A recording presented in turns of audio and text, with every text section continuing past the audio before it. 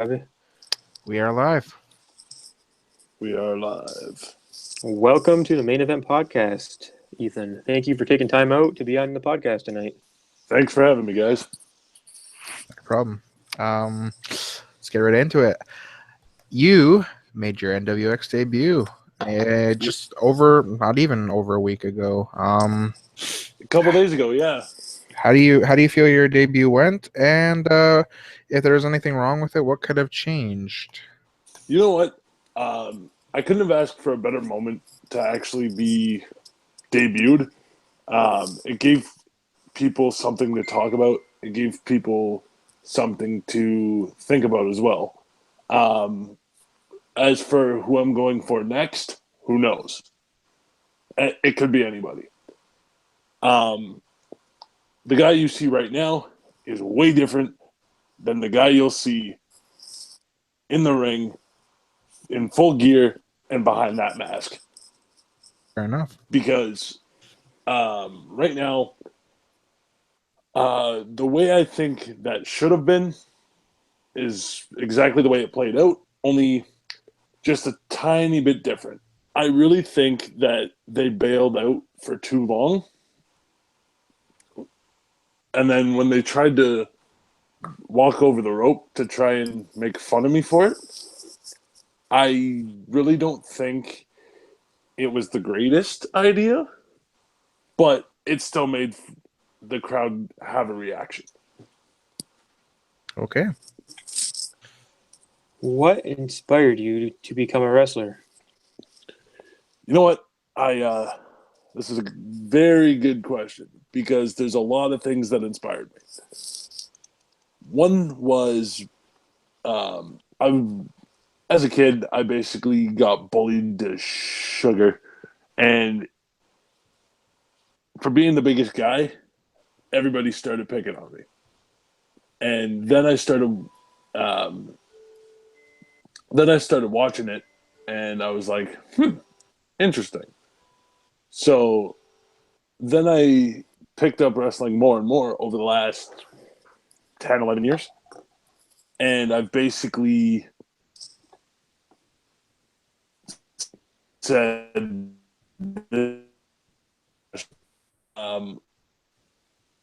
Mr. Ryan Swift, who back then was formerly known as Robbie Reckless, got me to help him out at Wrestle for Jason, setting up the ring, being security for that event. And that's what started off and got my foot in the door for the indie scene.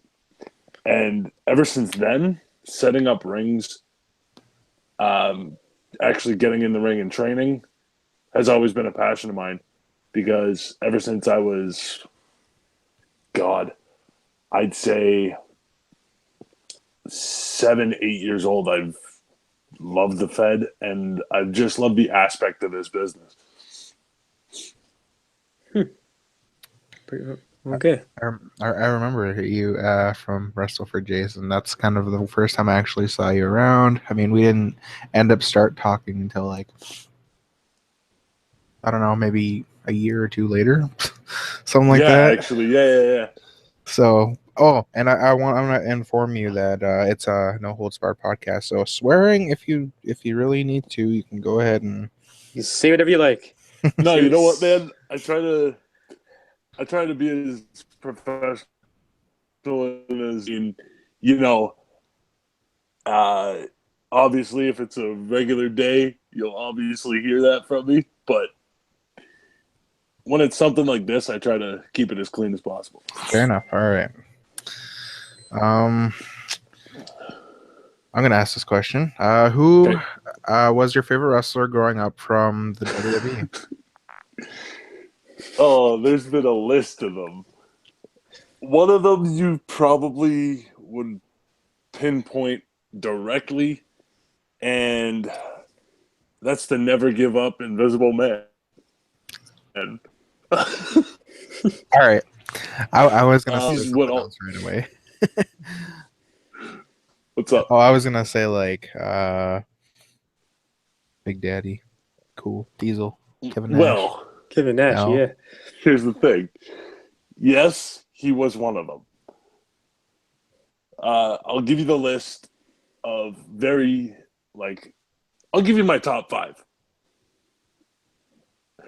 I'll give you The Undertaker, Kane, John Cena,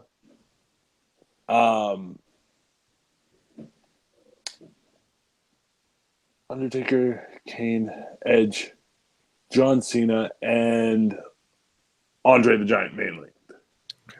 There's more to go after that.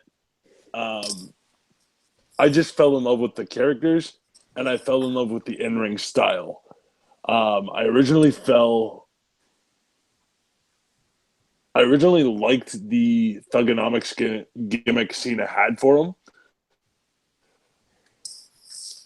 And then up until now, that he's doing the whole role model for kids and other actual adults that like him. He's getting a reaction. He's doing what he can for the business.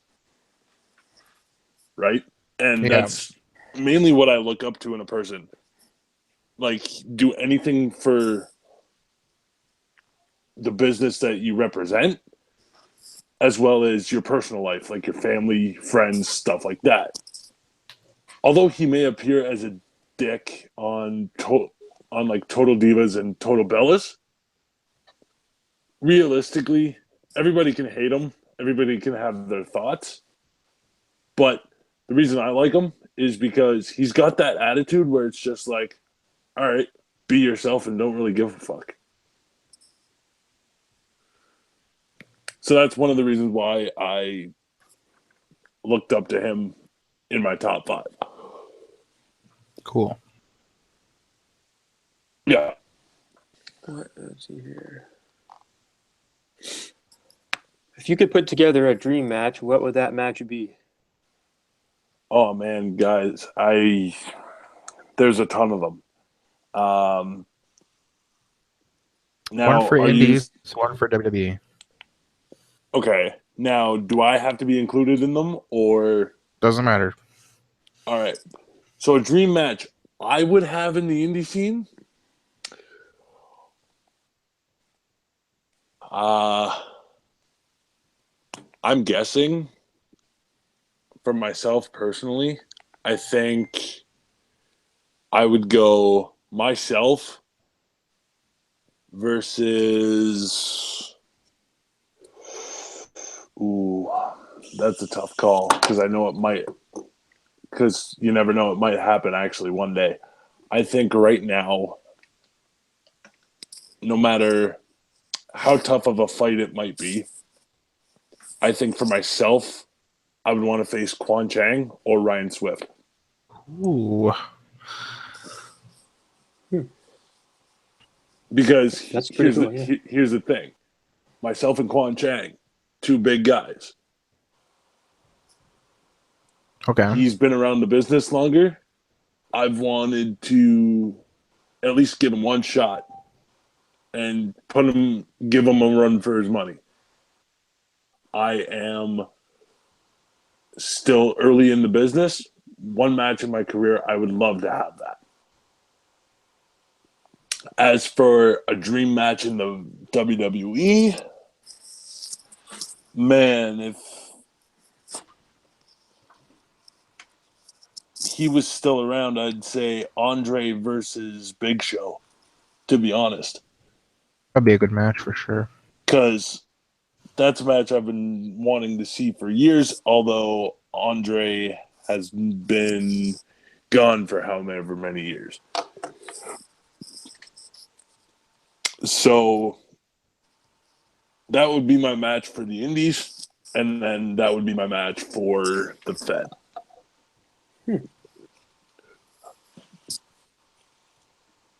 I know you're just starting out in NWX and stuff, but what are your thoughts on people like Matthew Mowney and Sherlock in that?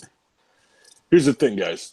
The guys in the back at NWX, they are a fair amount of good talent. I mean, something going for him. He's currently the NWX champion. Mountie had his lengthy run. He's also good in the ring. Same as Sherlock. Good storytellers for the both of them. They've got something about them I just can't really pinpoint. Nolan Pink, class act. Also a great wrestler for his style. Same with Andre Amasidia. And Youth Gone Wild, I mean, I like their stable. It's a good idea. I mean, for the most part, we're mainly professionals. So, and we're just breaking out into the business through NWX right now, right? So, basically, so far, I haven't really had a problem. I want to finish it up on my end by asking you, what advice do you have for someone who wants to get into the wrestling business? You know what, guys?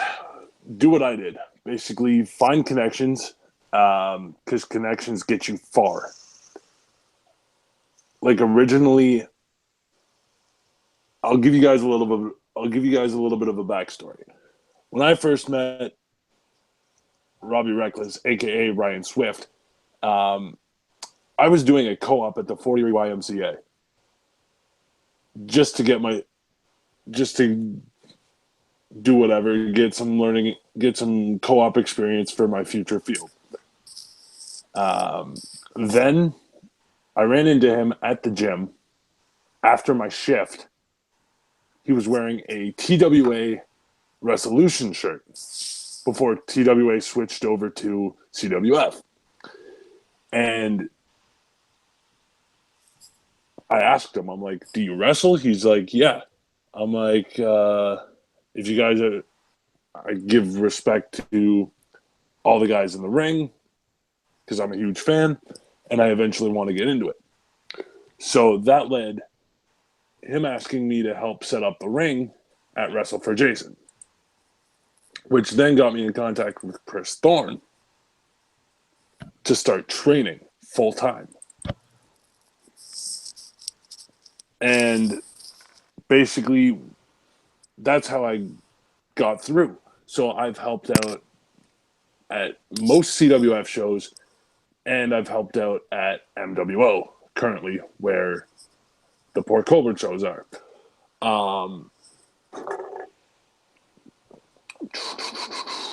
I've helped tear down a ring for PWA in Welland.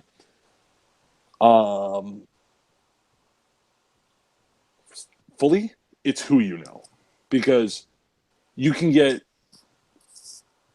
and it's who you know and who they know that can get you even farther.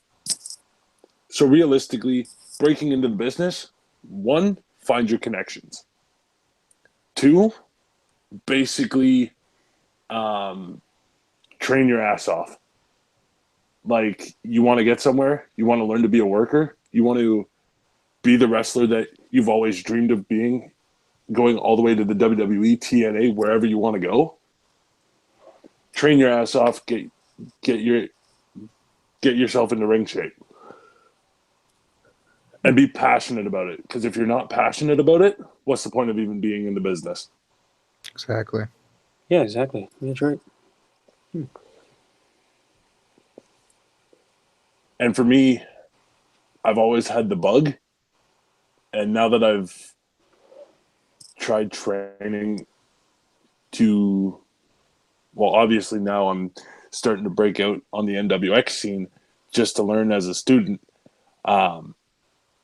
Here, it's basically like, all right, keep the passion going, keep kicking ass before it even gets further.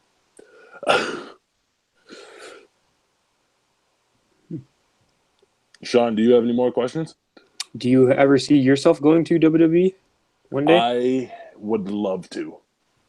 I'm gonna be straight up and honest with you. Right now, it's a yes. I do see myself going to WWE. But at the same time, even if I didn't, say I got to like, I don't know, places in the States other than WWE, like Global Force, aka TNA, or Ring of Honor, I'd be happy with that. Main card on TV every single week. But my main goal is to go to the Fed. But if I don't, well, at least I tried. At least I went, gave my tryout, and I'll just work the independents if I don't make it. I don't care. I love this business. Sure, it's crazy, but it's a lot of fun. Do you have any questions for him, Robbie? Or No, I'm good. all right, I guess I'll thank you for taking time out to be on my podcast tonight. No problem, guys. Thank you for having me. Not a problem. Until next time, guys, this has been the Main Event Podcast. Stay tuned. All right, And thanks, I'll see guys. you on the 30th. See you on the 30th at the next NWX show. Hey, guys, you don't want to miss that show. It's going to be a great show with a bunch of matches for the tag team title tournament. Awesome. Looking forward to it. Can't wait. All right, guys. I'll see you later. Take care. This has been the Main Event Podcast.